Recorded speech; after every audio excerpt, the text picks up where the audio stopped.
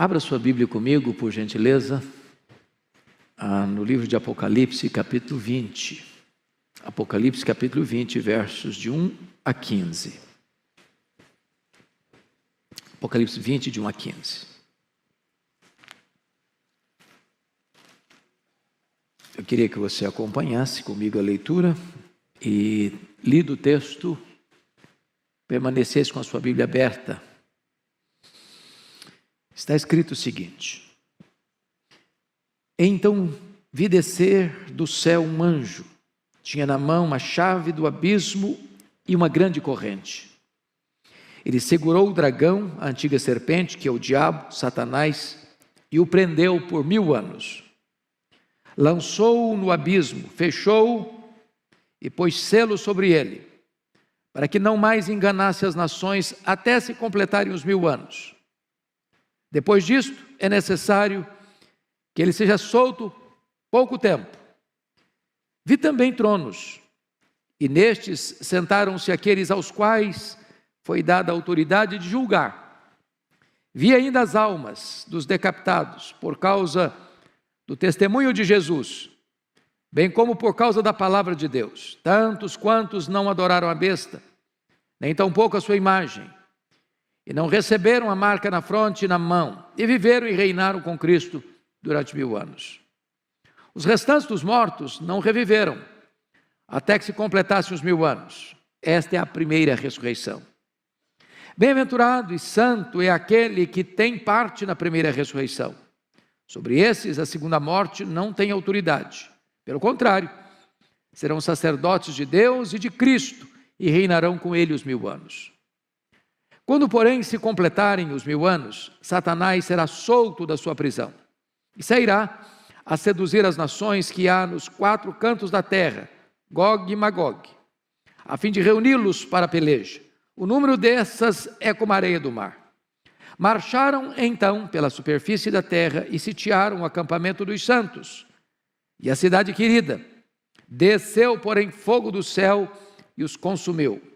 O diabo, o sedutor deles, foi lançado para dentro do lago de fogo e enxofre, onde já se encontram não só a besta, como também o falso profeta, e serão atormentados de dia e de noite pelos séculos dos séculos. Vi um grande trono branco, e aquele que nele se assenta, de cuja presença fugiram a terra e o céu, e não se achou lugar para eles. Vi também os mortos, os grandes e os pequenos, postos em pé diante do trono. Então se abriram livros. Ainda outro livro, o livro da vida, foi aberto. E os mortos foram julgados, segundo as suas obras, conforme o que se achava escrito nos livros. Deu o mar os mortos que nele estavam. A morte e o além entregaram os mortos que neles havia. E foram julgados, um por um, segundo as suas obras. Então a morte e o inferno foram lançados para dentro do lago de fogo. Esta é a segunda morte, o lago de fogo. E se alguém não foi achado inscrito no livro da vida, esse foi lançado para dentro do lago de fogo. Pois bem, amados irmãos, eu gostaria então de tratar deste tema com vocês, o milênio e o juízo final. Primeira coisa que eu preciso afirmar, e com toda sinceridade e humildade, é que este capítulo é certamente o capítulo mais polêmico do livro de Apocalipse e talvez um dos mais polêmicos de toda a Bíblia. A segunda coisa que eu preciso afirmar, a título de introdução, é que não há consenso entre o povo evangélico, povo cristão, a igreja protestante, acerca do entendimento desta passagem. Por exemplo, os chamados pré-milenistas entendem que o milênio relatado neste capítulo sucede cronologicamente ao registro do capítulo 19, que fala da segunda vinda de Cristo. Portanto, esse texto seria um fato posterior à segunda vinda.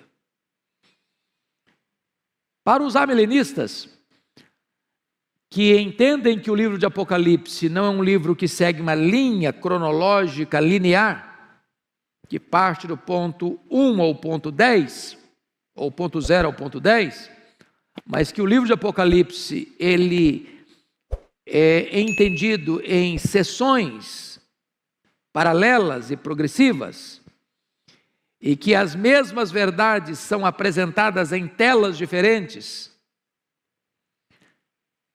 E nós teríamos 7 sessões paralelas, quais sejam: capítulo 1 a 3, os 7 candeeiros; capítulos 4 a 7, os 7 selos; capítulos 8 a 11, as 7 trombetas; capítulos 12 a 14, o quarteto do mal, o dragão, o anticristo, o falso profeta e a Babilônia; capítulos 15 e 16, as 7 taças da ira de Deus; capítulos 17 a 19, a queda do quarteto do mal por ordem inversa; e capítulos 20 a 22, a cena do reinado das almas, a prisão de Satanás e o juízo final, e os novos céus e a nova terra.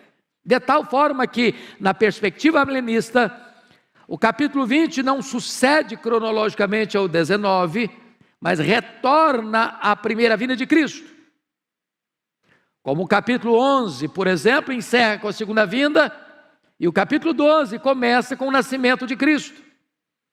Então, é preciso entender que, para a perspectiva que eu vou abordar com os meus amados irmãos, o milênio não é algo que sucederá à segunda vinda, mas o milênio ocorre como um número simbólico que é uma descrição de todo o período entre a primeira e a segunda vinda de Cristo.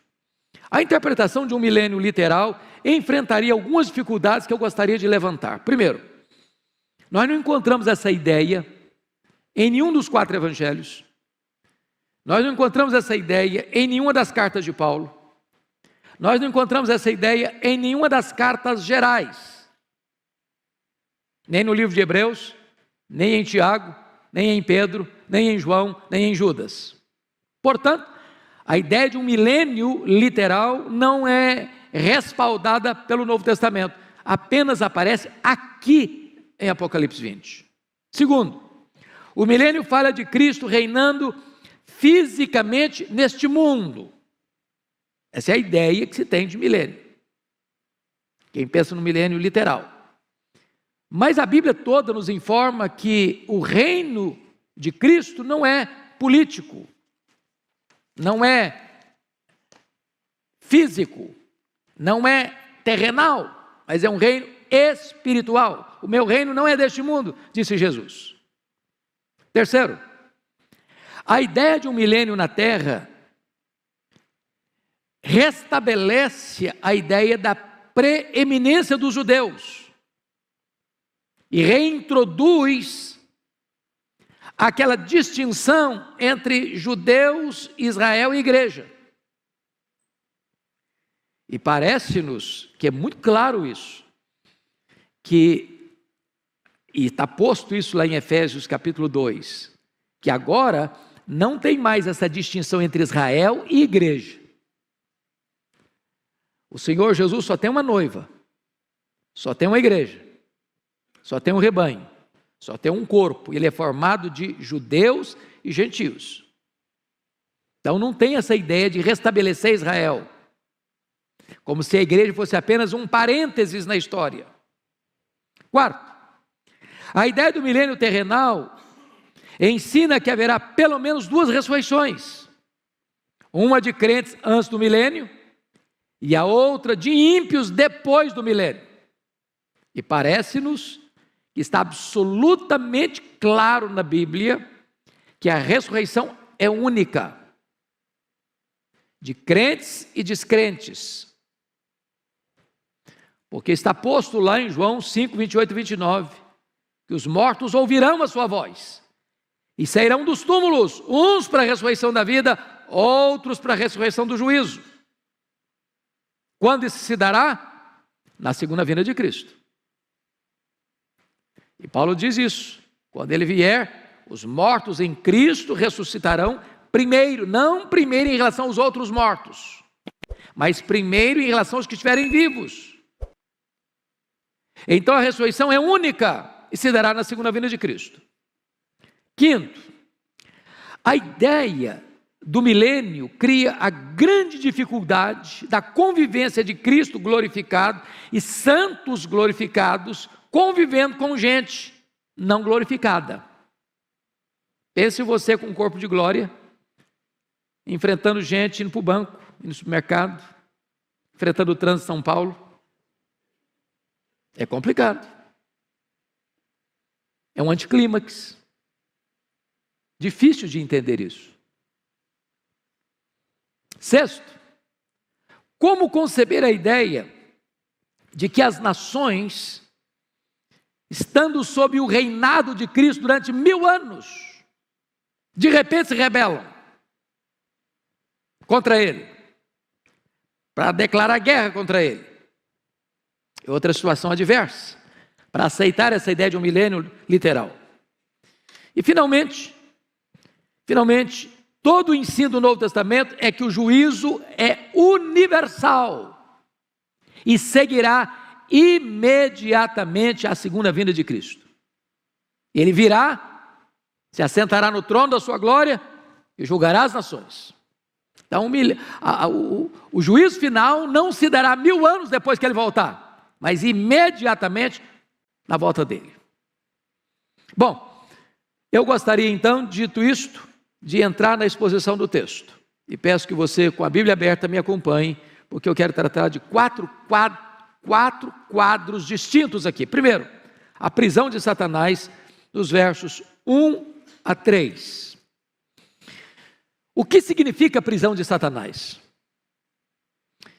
Pois bem, amados, a Bíblia fala, lá em Apocalipse capítulo 1, capítulo 9, versículo 1, capítulo 9, versículo 11, capítulo 11, versículo 7, e nesse texto, que existe um poço do abismo, e que esse poço tem uma tampa, e que esse poço pode ser aberto, e que esse poço pode ser fechado, e que esse poço pode ser selado.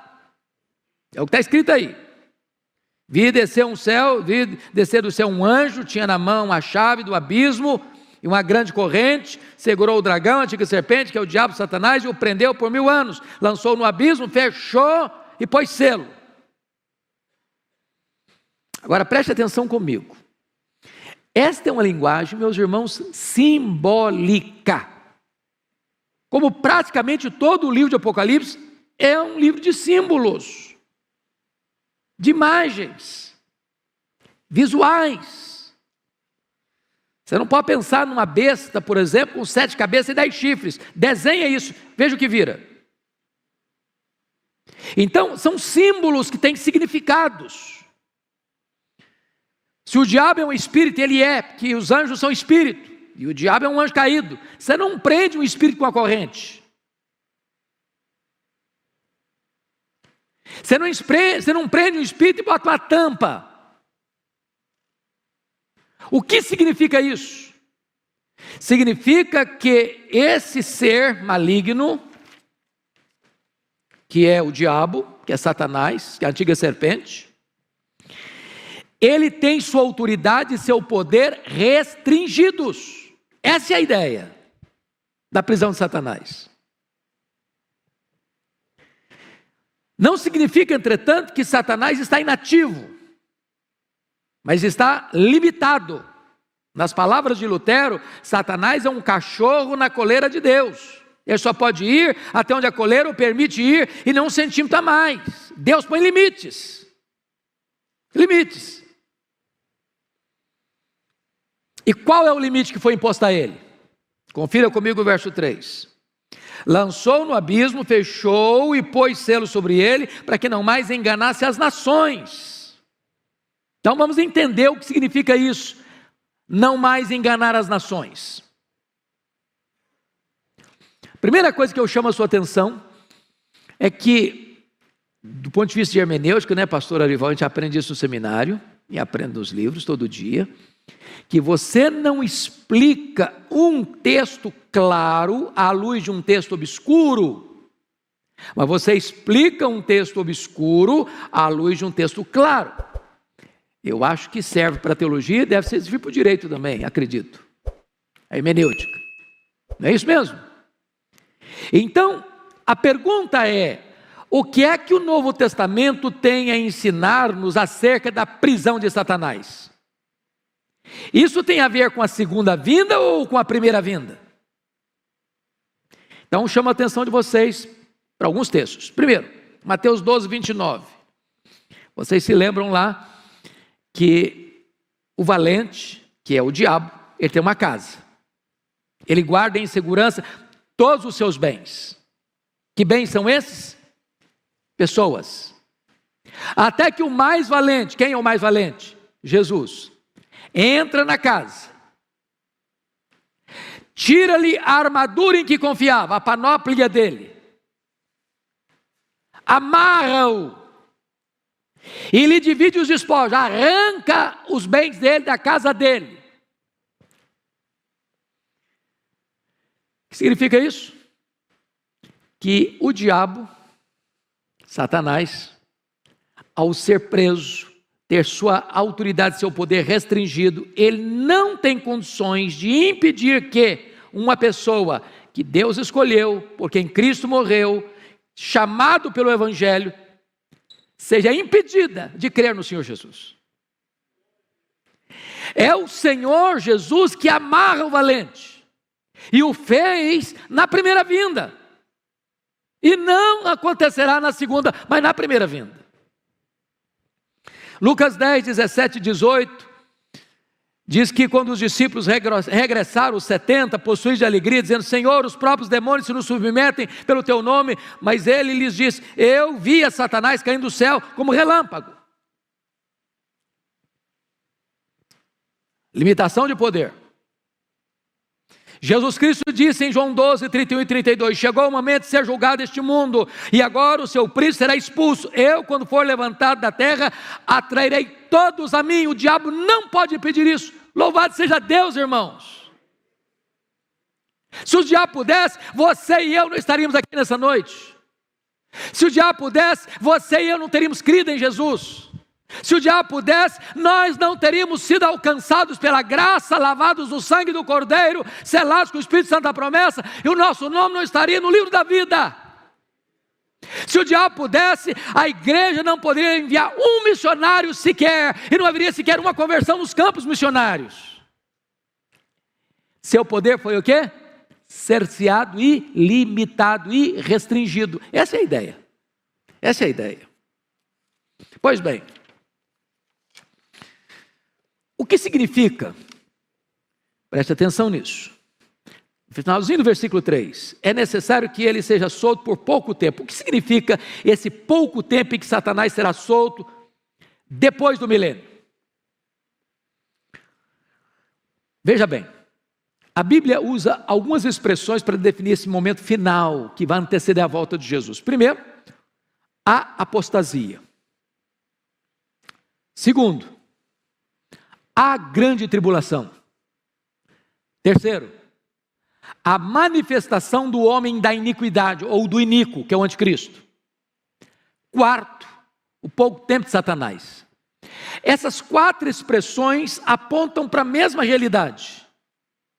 Para esse momento final, de uma perseguição atroz, de Satanás usar todo o seu arsenal e toda a sua fúria e toda a sua força e todos os seus agentes para perseguir o Cordeiro e a sua igreja.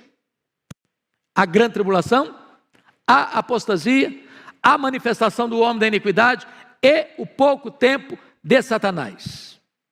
Esse é o tempo que vai anteceder a segunda vinda de Cristo. Mas, outra pergunta: o que significam esses 1000 anos? O que significa esses 1000 anos? Como todo o texto é simbólico, por exemplo, o abismo, o poço, a corrente, a prisão, o selo que tampa o poço, o milênio também é uma linguagem simbólica. É um número completo. Milênio é um tempo que vai, portanto, da primeira à segunda vinda de Cristo. É o número 10 cubicado, pleno. É o exato período em que as almas estão reinando com Cristo. Por exemplo, o que acontece quando um crente morre agora? O que acontece? Primeiro texto, para pensar com vocês, 2 Coríntios 5:8. Morrer é deixar o corpo e habitar com o Senhor. Segundo texto, Filipenses 1:23. Morrer é partir para estar com Cristo, o que é incomparavelmente melhor. O que Jesus Cristo disse para o ladrão à sua direita que se arrependeu, ainda que não 10ª hora da vida? Hoje mesmo estarás comigo no paraíso. Então, quando um crente morre, diz Hebreus que o seu espírito é aperfeiçoado para entrar na glória. Nesse exato momento, a alma começa a reinar com Cristo no céu. Você sabe disso. O corpo foi feito pó, é pó e volta ao pó, é matéria.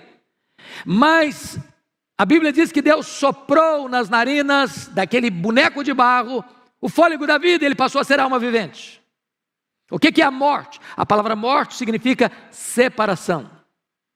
Quando uma pessoa morre, o que acontece? A alma dela, ou o espírito dela, separa do corpo. O corpo era pó, volta ao pó. Esta alma sobrevive sem o corpo não sobrevive sem a alma. A alma não é aniquilada, a alma não desencarna e reencarna de novo, a alma não vai para purgatório, a alma não fica dormindo. A alma do crente imediatamente vai para o céu e começa a reinar com Cristo. Nós chamamos esse período de período intermediário. O que é período intermediário? Que vai da morte à ressurreição. Está lá no céu. O Abel, por exemplo, foi o primeiro a morrer. Sua alma dele está lá. O corpo dele está não. O corpo dele aguarda a segunda vinda de Cristo para ressuscitar. E de todos os demais. Então, esses 1000 anos, meus amados irmãos, é o período completo entre a primeira e a segunda vinda de Cristo. Vamos para o segundo ponto agora, o reinado dos salvos com Cristo no céu. Já estamos entrando nele, vamos de novo. Versículos 4-6, confira comigo, versículo 4, por favor. Vi também tronos, e nesses sentaram-se aqueles os quais foi dada a autoridade de julgar. Vêm das almas dos decapitados por causa do testemunho de Jesus, bem como da palavra, por causa da palavra de Deus. Tantos quantos não adoraram a besta, nem tampouco a sua imagem, e não receberam a marca na fronte nem na mão, e viveram e reinaram com Cristo 1000 anos. Vamos entender isso aqui. Vi tronos. A palavra tronos, irmãos, preste bem atenção no que eu vou lhes dizer. Aparece no Novo Testamento 67 vezes. No Novo Testamento. A palavra trono aparece só em Apocalipse 47 vezes. Porém, 44 vezes o trono que aparece é o trono de Deus. E todas as 44 vezes que o trono de Deus aparece, sabe onde ele está? No céu. Só 3 vezes o trono aparece na terra. 2:13, 13:2 e 16:10. E todas as 3 vezes que ele aparece na terra, ele é o trono do anticristo e o trono do diabo. Portanto, esse reinado aqui de 1000 anos não é na terra. Não é na terra. Não é um milênio aqui. Ele está tratando desse período em que as almas, não são os corpos, são as almas que estão reinando. Estão reinando. Aquelas mesmas almas lá do capítulo 6, versículo 9, que estão debaixo do altar clamando. Até quando, Senhor? Então é muito importante entender isso. As almas estão reinando com Cristo lá no céu. Abel está reinando com Cristo lá no céu. Seu papai, sua mamãe, seu vovô, sua vovó, que já morreram em Cristo, que já estão com Jesus, estão reinando com Ele lá. Qual é a missão daqueles que estão reinando com Cristo lá? Primeiro, veja você que eles estão assentados em tronos. Versículo 4. Que essa é a verdade bíblica. A Bíblia diz que os santos vão julgar as 12 tribos de Israel. Está lá em Mateus 19, 28. Que os santos vão julgar o mundo. Está lá em 1 Coríntios, capítulo 6, versículo 2. E vai julgar os anjos. Está lá em 1 Coríntios, capítulo 6, versículo 2. E Jesus prometeu à igreja de Laodiceia o seguinte: ao vencedor dar-lhe-ei sentar-se comigo no meu trono, como eu venci, sentei com meu Pai no seu trono. Então você e eu vamos assentar em tronos para julgar. Julgar quem? As 12 tribos de Israel, o mundo e os anjos. Obviamente os anjos caídos. Eles participarão, portanto, da glória de Cristo lá no céu. Então, quem está lá? Os mártires e todos aqueles que morreram, vejam vocês, por causa do testemunho de Jesus, bem como por causa da palavra de Deus, todos os crentes. Todo crente que morreu está com Cristo lá no céu, reinando, aguardando certamente a segunda vinda de Cristo, quando haverá a ressurreição, e então um corpo de glória se unirá com esta alma que já está glorificada, para estar para sempre com o Senhor. Mas vamos a outra coisa, importante aqui, versículos 5 e 6 agora. Os restantes dos mortos não reviveram, até que se completasse os 1000 anos, esta é a primeira ressurreição. Bem-aventurado e santo é aquele que tem parte na primeira ressurreição. Que ressurreição é essa? Que primeira ressurreição é essa? É muito importante entender isso. Irmãos, quem nasce 2 vezes, morre uma vez só. Quem nasce uma vez só, morre 2. Explicando. Quem só nasceu fisicamente e não nasceu da água e do Espírito, morre fisicamente e morre eternamente. É a segunda morte. Mas quem nasce fisicamente e nasce de novo, a segunda vez, morre uma vez só, apenas fisicamente. A não ser que Jesus volte antes e você é trasladado. Arrebatado, transformado e arrebatado. Portanto, essa primeira ressurreição não é a ressurreição do corpo. Toda a linguagem do Novo Testamento é essa, que quando você recebe a Cristo, você estava morto, e eu também. Deus nos deu vida, estando nós mortos nos nossos delitos e pecados. O que aconteceu quando você foi convertido a Cristo foi uma verdadeira ressurreição. Então, bem-aventurado é aquele que passou pela primeira ressurreição, porque esse não sofrerá a penalidade da segunda morte. Claro, você não vai ser condenado, não entra mais juízo, passou da morte para a vida. Então, essa é a ideia de todo o Novo Testamento.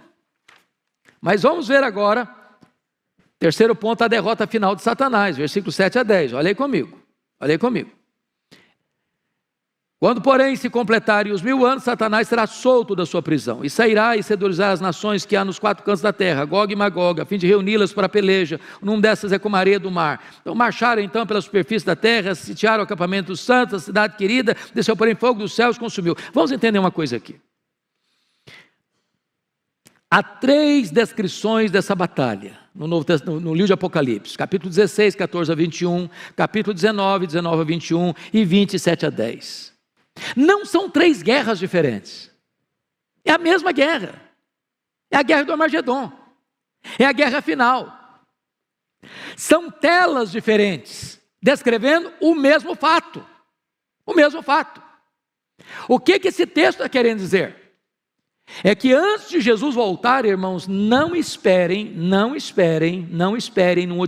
otimismo irreal que o mundo vai melhorar, que nós vamos viver aqui num shopping center, com ar-condicionado. A coisa está pegando, e vai pegar mais.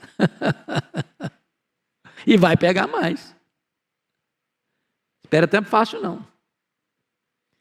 Por outro lado, nós não podemos ter um pessimismo negativo, doentio, sabe por quê? Porque a vitória já está garantida.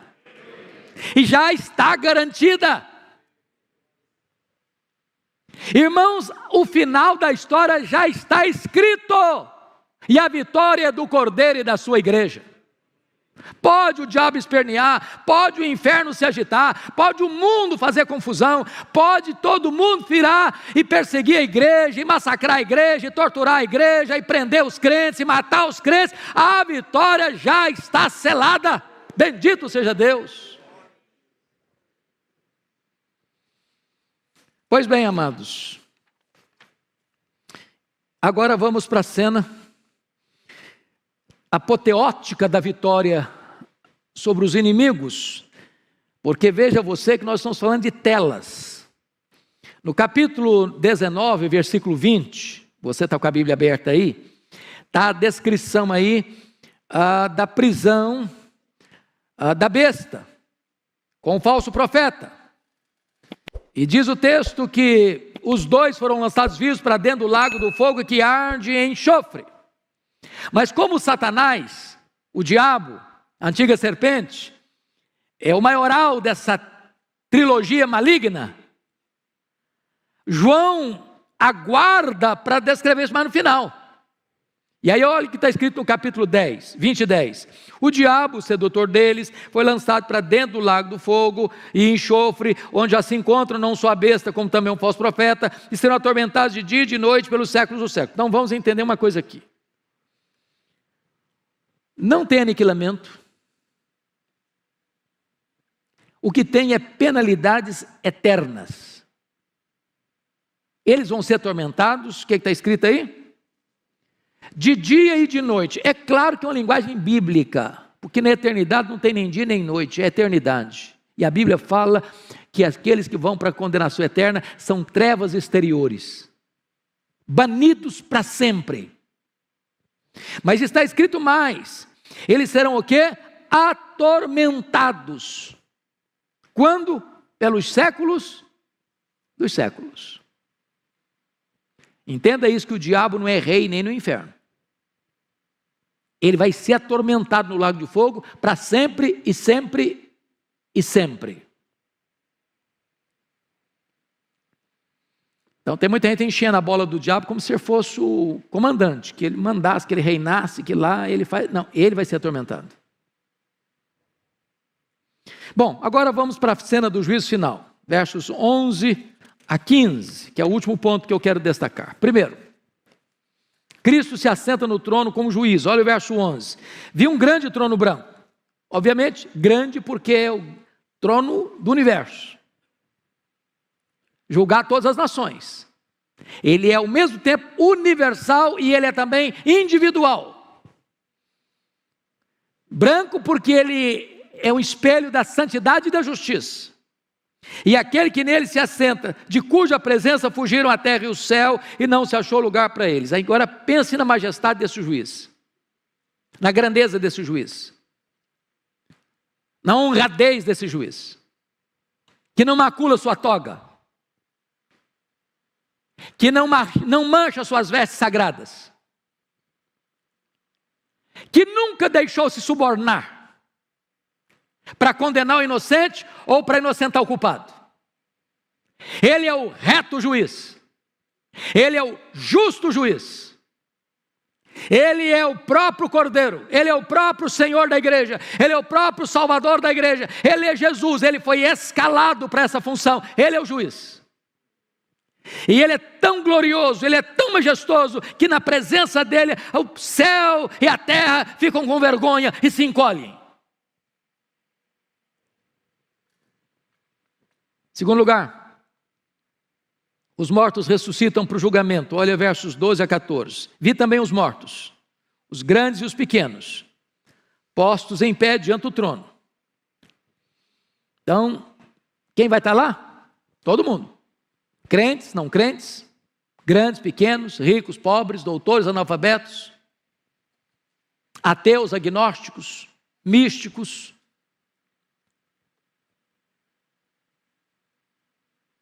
filósofos, pensadores, religiosos, todos estarão lá, de pé, para escutar a sentença.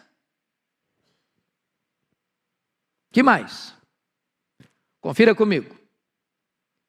Então se abriram livros, E ainda outro livro, o livro da vida foi aberto, e os mortos foram julgados segundo as suas obras, conforme o que se acha escrito no livro. Então, vamos entender isso aqui, meus irmãos, vamos entender isso aqui. É universal, mas é individual. Cada um vai ser julgado com justiça, porque é o que estiver escrito nos livros. Não vai ter invencionice lá, não vai ter acusação falsa lá, não vai ter, não, mas não é bem assim, não foi isso que aconteceu. Está escrito. Está escrito. O que está escrito? O que está registrado lá nesses livros que vão ser abertos? Primeiro, as nossas palavras. Vamos dar conta no dia do juízo por todas as palavras frívolas que proferimos.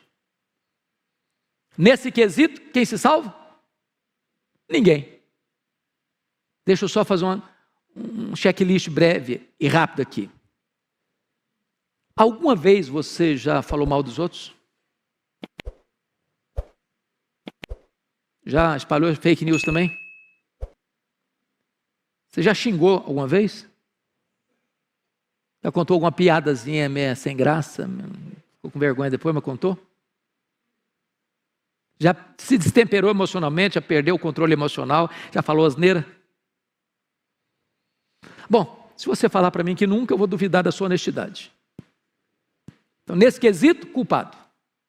Segundo quesito, vai estar escrito lá no livro. Nossas obras. O que você fez, seu pai não viu, sua mãe não viu, sua mulher não viu, seu marido não viu, seus filhos não viram, seus amigos não viram, seu pastor não viu, sua igreja não viu, nem a lei viu. Você fechou a porta do quarto, apagou a luz. Mas Deus estava lá. Está escrito. Você não lembra mais, mas está escrito. Apagou da minha memória, mas está escrito. Terceiro, então nesse quesito, quem se salva? Ninguém. Terceiro quesito do julgamento. As nossas omissões. Se você sabe que deve fazer o bem e não faz, você está pecando. Diz a Bíblia que se você guardar toda a lei e tropeçar num único ponto, você é culpado da lei inteira. Sabe por quê? Porque a lei exige de você perfeição. Perfeição. Maldito é aquele que não perseverar em toda a obra da lei para cumprir. Então você está dentro da sua casa, não falando mal de ninguém, não fazendo mal para ninguém, cometendo um pecado de omissão. Nesse quesito, todos culpados. Quarto elemento do julgamento, os livros vão ser abertos. Os nossos pensamentos. Deus vai julgar o segredo do coração dos homens. Passam pela sua cabeça mais de 10 mil pensamentos por dia. E se Deus quisesse nesta noite fazer o que fez lá na época de Daniel e botar nessa tela ali o que você e eu pensamos essa semana, nós sairíamos daqui com a cara coberta de vergonha. Nesse quesito, culpados. Qual é a pessoa que vai ser salva pelas obras? Quem vai ser salvo pelas obras? Ninguém. Ninguém. Mas veja você que então esse julgamento é o quê? Justo. Ninguém vai poder se espernear no tribunal de Deus. Não, eu mereço. Não, eu pratiquei o que é certo. Eu não mereço ir para o inferno. Não, merece sim. Merece sim. É justo. Não vai se tirar o mérito de ninguém. Mas todos são culpados. Todos pecaram e destituídos estão da glória de Deus. Então, vejam vocês que o critério para a salvação qual é? Leia comigo, por favor, versículo 15, vamos juntos? E se alguém não foi achado, escrito no livro da vida, esse foi lançado para dentro do lago de fogo. Mas vamos ler o texto na outra perspectiva. Se alguém foi achado inscrito no livro da vida, esse não foi lançado para dentro do lago do fogo. Bendito seja Deus. Mas como é que o seu nome vai aparecer no livro da vida? É por aquilo que você fez? Não. É por aquilo que Deus fez por você em Cristo Jesus. Você foi salvo pela graça, eu fui salvo pela graça, nós fomos salvos pela graça. Então, antes da fundação do mundo, Deus já sabia isso, seu nome estava lá.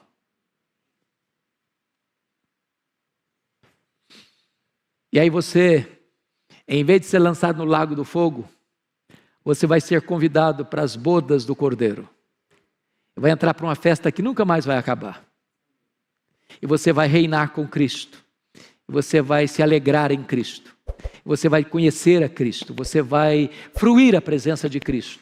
E você vai desfrutar da bem-aventurança eterna. Mas eu quero concluir olhando com você o versículo 14. Então a morte e o inferno foram lançados para dentro do lago do fogo de enxofre, ou melhor, para dentro do lago de fogo. Esta é a segunda morte, o lago de fogo. Como é que você vai entender isso? A morte é o estado, e o Hades e o inferno, ou Hades, é o lugar. A morte é o estado, o Hades, o inferno, é o lugar. A Bíblia diz que a morte é o último inimigo a ser vencido.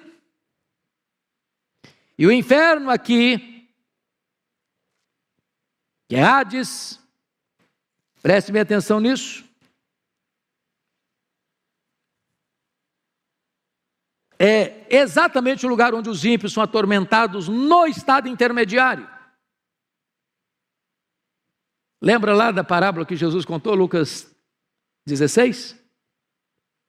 E o rico, no inferno, estando em tormento, clamou: Pai Abraão, manda Lázaro que molhe o dedo em água e bota aqui na minha língua para refrescar-me.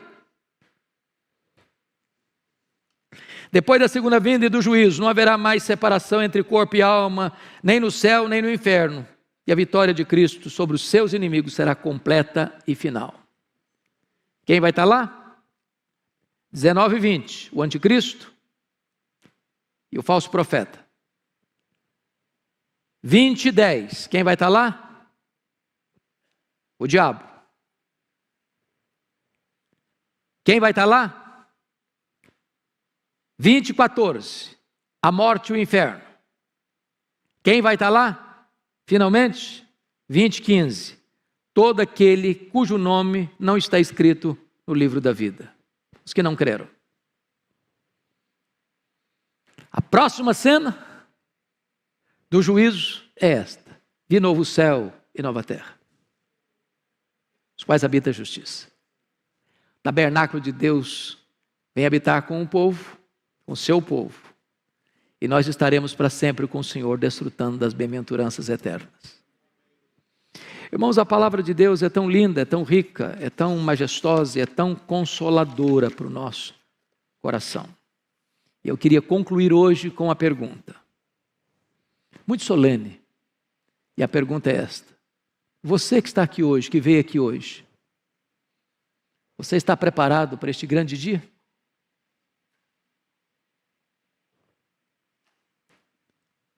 De que lado você estará naquele dia?